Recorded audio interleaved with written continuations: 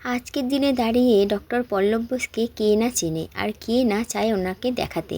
তো যাই হোক, এটা আমাদের সেকেন্ড টাইম। ফার্স্ট টাইম আমরা দেখিয়েছিলাম, এটা আমাদের সেকেন্ড টাইম।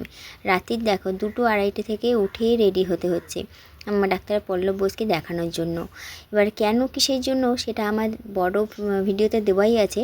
যেদিন আমরা গেছিলাম সেদিনের কী ধরনের অভিজ্ঞতা আমরা অর্জন করেছিলাম, কী কী সমস্যার সম্মুখীন হতে হয়েছিল, সেই সমস্ত কিছু ভিডিও কিন্তু বড় ভিডিওতে পেয়ে যাবে। আপাতত এই যে এত রাত্রে উঠে সমস্ত কাজকর্ম করে ফ্রেশ হয়ে ঠাকুরের নাম করে এই যে বেরিয়ে পড়েছি। ওখানে আস্তে আস্তে আমাদের 4টে বেজে গেছিলো।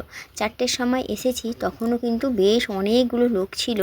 আমাদের 23-24 নাম লেখাতে আমরা পেরেছি ভোর 4টের সময় পৌঁছিয়েও।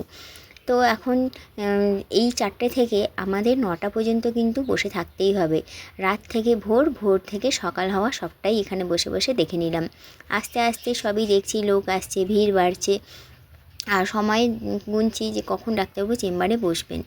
ডাক্তারবাবু কখন চেম্বারে বসেন না বসেন সমস্ত কিছু ইনফরমেশান আমার বড় ভিডিওতেই দেওয়া আছে। ওখানে একটাই মাত্র খাবার দোকান ছিল, কিছু খাবার খেয়ে তারপরে আমাদের যখন নাম্বার এসেছিলো আমরা ডাক্তারবাবুকে দেখিয়ে তারপরে বাড়ি এসেছিলাম। মোটামুটি ডক্টর পল্লব বোসকে দেখাতে গেলে একটা দিন কষ্ট করতেই হবে।